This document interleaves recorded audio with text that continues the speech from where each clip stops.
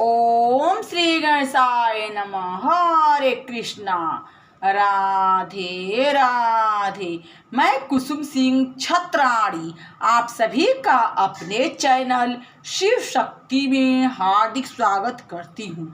आज मैं आप लोगों को शिव महापुराण के सप्तम वायव्य संहिता के 27वां अध्याय की कथा सुनाने जा रही हूँ। श्री पार्वती का गौरी देवी के रूप में शिव मिलाप। मुनि बोले, जब इस प्रकार गिरिवता देवी ने दिव्य गौ शरीर धारण कर लिया और मंदर पर्वत में स्थित अपने स्वामी को देखने गई, तब उनके द्वार पर स्थित श्री गणेश जी ने क्या किया, वह कथा हमें सुनाइए। वाई बोले, वह आनंदायिनी सब कथा तो हम नहीं कर सकते, परंतु जिस प्रणायुक्ति से शिव जी ने इन्हें अपनाया वही कहता हूँ। शिव जी को तो देवी का आगमन ज्ञात हो ही गया था।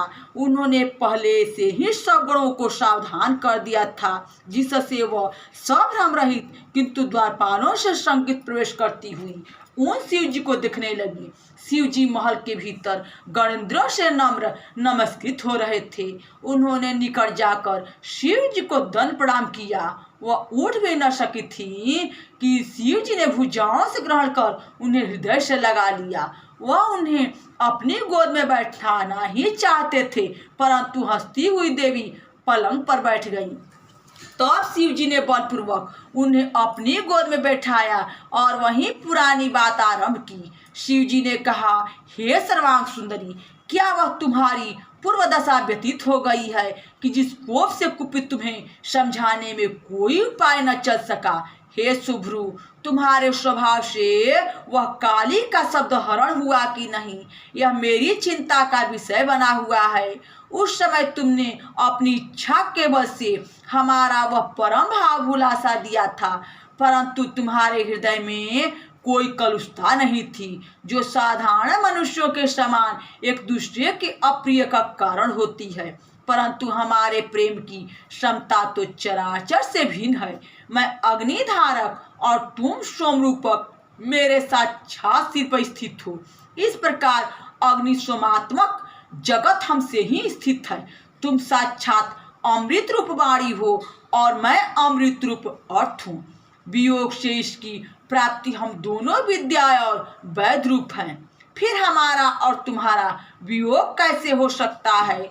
हम दोनों किसी भी दशा में वियोगी नहीं हैं। यद्यपि जो वियोग हुआ वह बड़े आश्चर्य की बात है, किंतु इसमें दूसरे पर अनुग्रह करने के सिवा और कोई बात नहीं है। यह हमारी एक लोकोक्ति मात्र थी। देवताओं के कार्य के लिए ही मैंने वैसा लीला वचन कहा था और जिसे तुम जानती भी थी। फिर क्रोध किस लिए किया? त्रिलोकी की रक्षा के लिए ही तो मुझ पर क्रोध किया था। भला तुम प्राणियों का अनर्थ कैसे सह सकती थी?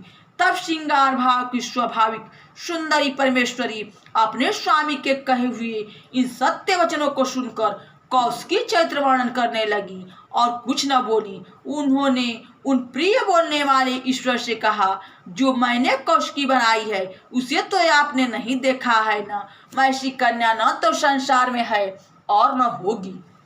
उसका बल पराक्रम और विजय विंध्याचल में स्थित है, जो युद्ध से शुंभ निशुंभ का वध करेगी। इतने में उनकी सखी ने वह व्याघ्र भी लाकर वहां खड़ा कर दिया, जिसे देख देवी ने फिर कहा, हे देव, मैं यह एक भेंट लाई हूँ। इस व्याघ्र को तो देखिए कि इसके समान मेरा भक्त कोई नहीं है। इसे मेरे अंतःपुर के द्वार पर नंदी की आज्ञा से रक्षक चिन्हों से विभूषित कर वहां स्थित कर दीजिए। महादेव जी ने वैसा ही किया।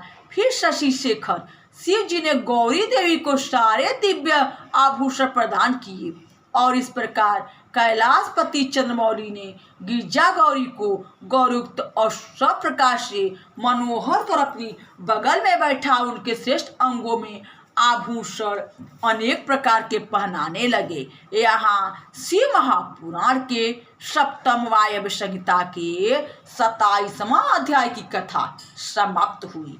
बोलो शंकर भगवान की जय। हरे कृष्णा। राधे राधे। भक्तजनों, यह भोलेनाथ की कथा है। कम से कम आप सभी कमेंट बॉक्स में हर हर महादेव तो लिखा कीजिए, जिससे आप लोगों पर भोलेनाथ की सदैव कृपा बनी रहे।